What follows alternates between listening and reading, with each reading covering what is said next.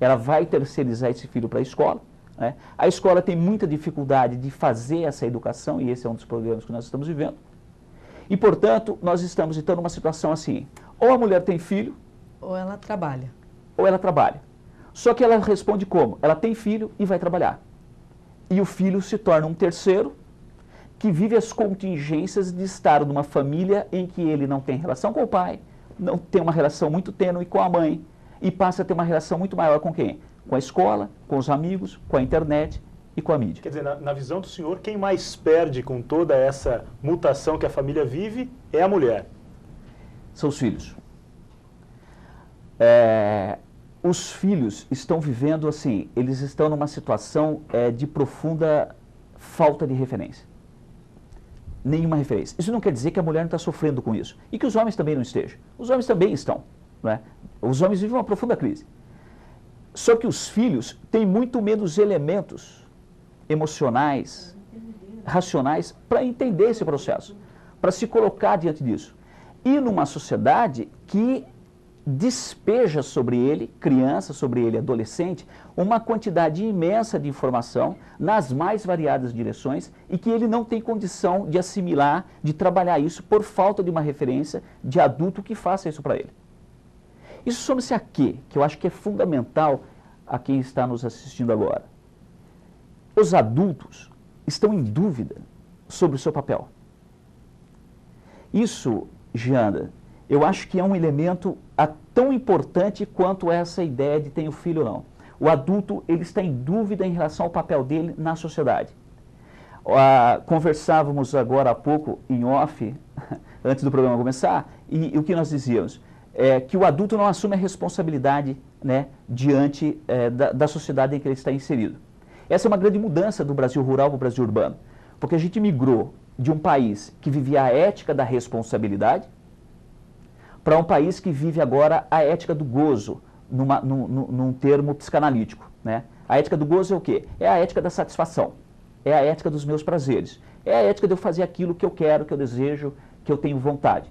Então, os adultos hoje, eles vivem também essa crise de não quererem assumir a responsabilidade que numa sociedade seria papel do adulto. Eu resumiria essa fala dizendo o seguinte: o adulto não quer mais assumir o lado chato de ser adulto, porque ser adulto é ser chato. É o que cobra, é o que põe diretrizes, é o que diz o que tem que ser feito, o que está certo, o que está errado. Serve de modelo. É o que serve de modelo. E quem é que quer ser modelo hoje em dia? Só as moças. Que ganham milhões e desfilam e tem todos os privilégios. Que causa, aliás, uma série de outros transtornos. Porque esse modelo de beleza, né, que se despeja sobre a mulher e que vai redundar em múltiplas plásticas, em cirurgias que modificam o corpo, né, um padrão de beleza inatingível para pessoas que trabalham muito, comem muito mal e, portanto, não vão ficar bonitos como eles desejam. Quer dizer, é uma cadeia, um ciclo, né?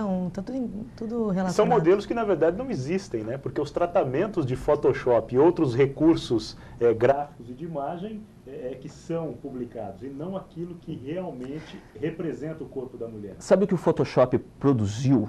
Ele está produzindo uma coisa extremamente interessante. O que é o Photoshop? O Photoshop é a produção de uma fotografia. Ele é uma produção de uma fotografia, né? Uma coisa digital. Ora, nós não somos digitais. Para você que está em casa, talvez nós pareçamos mais bonitos do que nós realmente sejamos, né?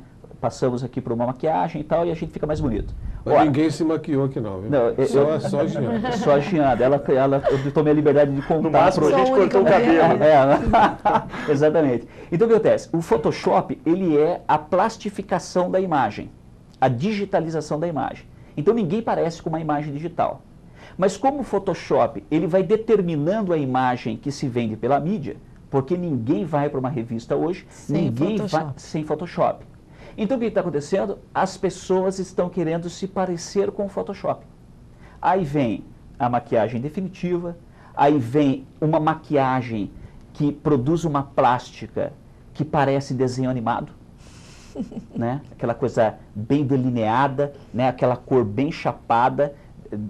Quer dizer, isso já é fruto do Photoshop. Ou seja, nós estamos perdendo as nossas características naturais e estamos nos parecendo com esse Photoshop. Só que parecer-se com o Photoshop é uma luta inglória.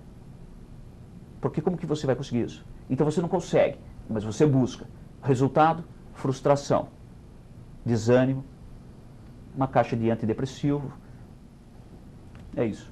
O professor entende bem de Photoshop. Menos do que eu gostaria. Tribuna Independente está recebendo hoje o sociólogo Luciano Alvarenga. Ele é coordenador geral de extensão da FJB, Faculdade de José Bonifácio, né? E é membro da Espaço Mídia, Escola de Comunicação, e mestre em Economia pela Unesp. Pergunta que vem de São Paulo para o Luciano e também para os jornalistas Gianda e Mário Helder.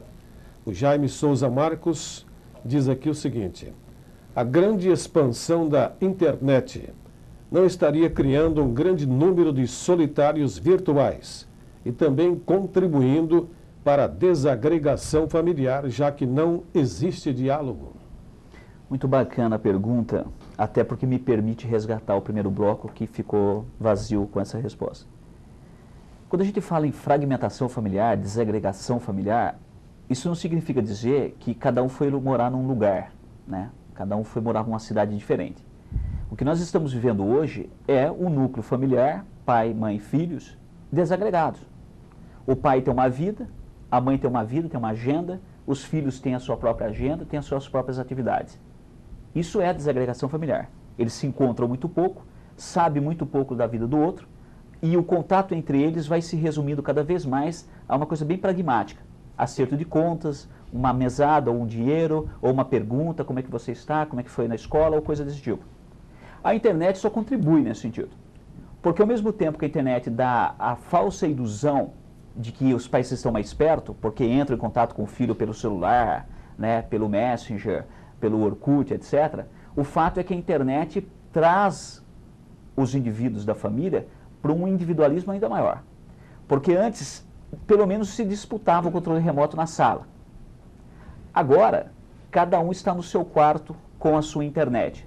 Isso está gerando um fenômeno, e estou falando fenômeno, Fabrini, e a você que me escuta talvez não saiba disso ainda, mas extremamente danoso, uma tragédia social.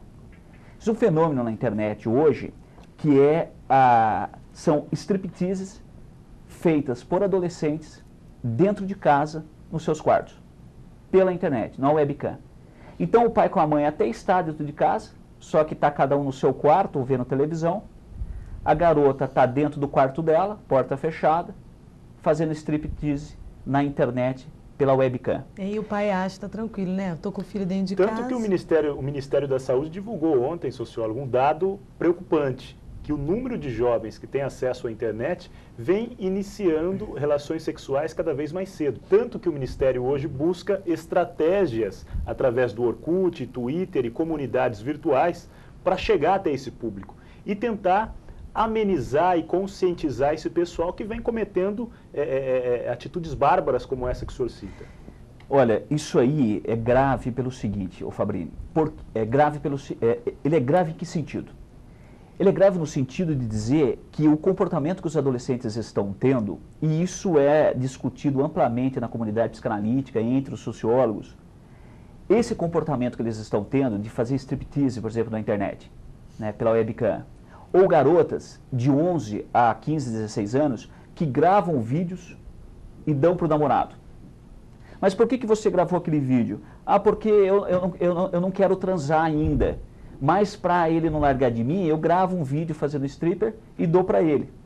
O que acontece na maioria dos casos, o garoto termina com ela imediatamente, vai lá e coloca o vídeo no YouTube. Não é? Agora, esse comportamento da garota, de fazer esse stripper, seja na webcam ou para dar o vídeo para o namorado, ele na verdade é revelador de um grande vazio existencial. Na verdade, ele é revelador de uma grande ausência do ser daquela pessoa, do sujeito daquela pessoa. Quer dizer, é um adolescente ou um pré-adolescente que se sente imensamente esvaziado do que ele é, porque já tem a sua primeira fase de vida aí, do 0 até os 12, 13, 14, 15 anos, distante da família, terceirizados para as escolas, para os clubes, para os cursos, para as agendas lotadas, E quando ele chega na adolescência, ele não encontra, e é quando ele deveria encontrar, ele não encontra todas aquelas referências que ele deveria ter tido na primeira infância. A presença do pai, a presença da mãe, a presença do avô, da avó, as referências da mulher, da mãe como mulher, do pai como homem. Essa questão toca até a um outro assunto que é a homossexualidade. Esse adolescente, então, chega, essa criança, essa pessoa, esse ser, ele chega na adolescência profundamente perdido em relação a si mesmo, porque a referência dele deveria ter sido a família.